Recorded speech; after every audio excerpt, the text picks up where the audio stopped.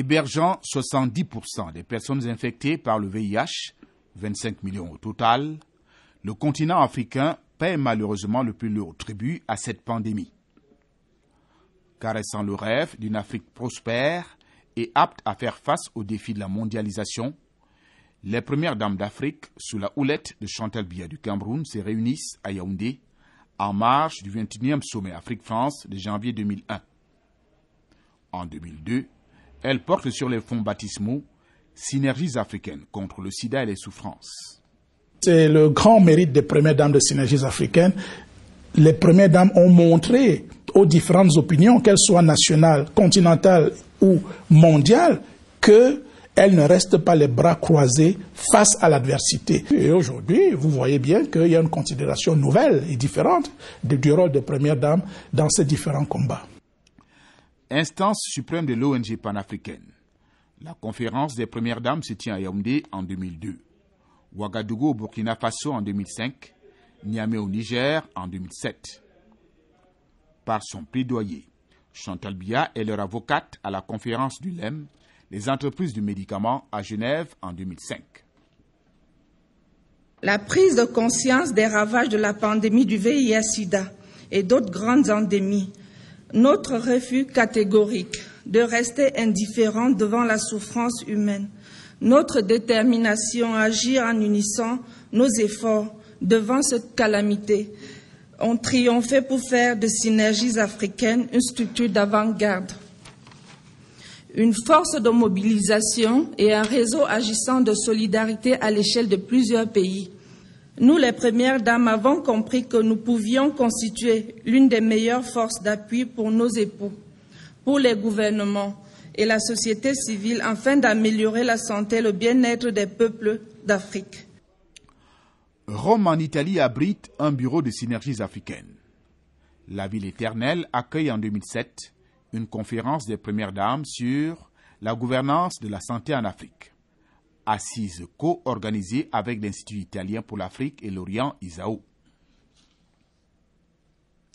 Les visites du secrétaire exécutif Jean-Stéphane Biacha au Brésil en 2010 et en Israël en 2011 visent à mobiliser l'expertise internationale pour l'amélioration des systèmes de santé en Afrique.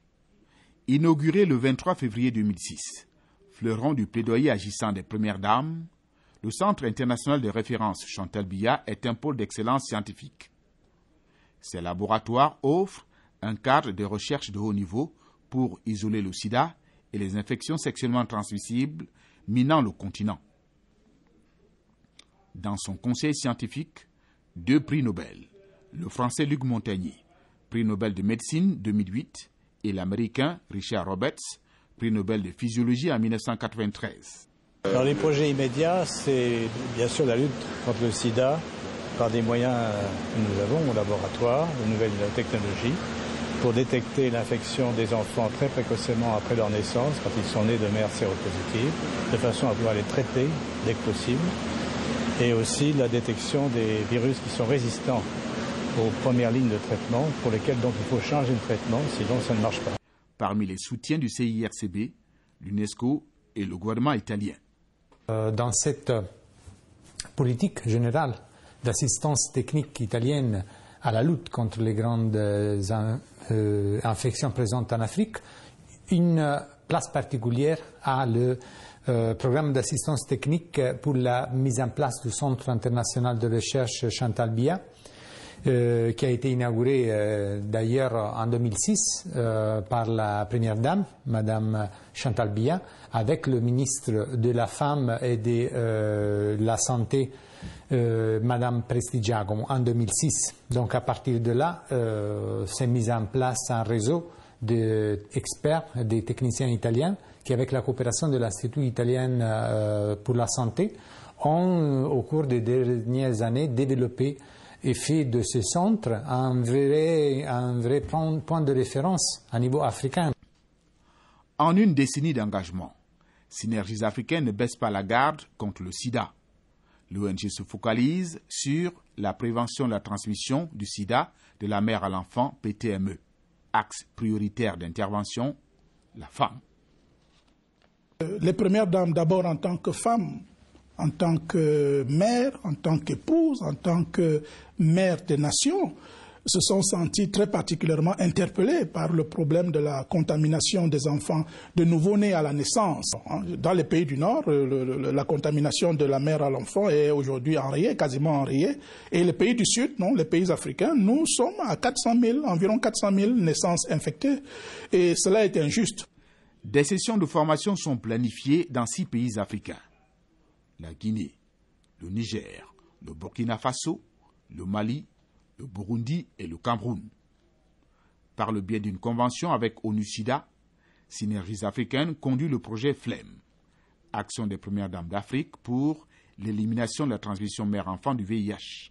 Au lycée général Leclerc, le plus grand du Cameroun, Synergies africaines organise des causeries éducatives, échanges interactifs pour sensibiliser les jeunes sur le sida.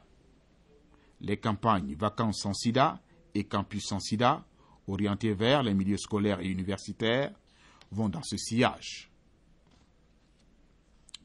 Recherchant la réduction de la mortalité maternelle et infantile, Synergies africaines prévoit des rencontres au sommet.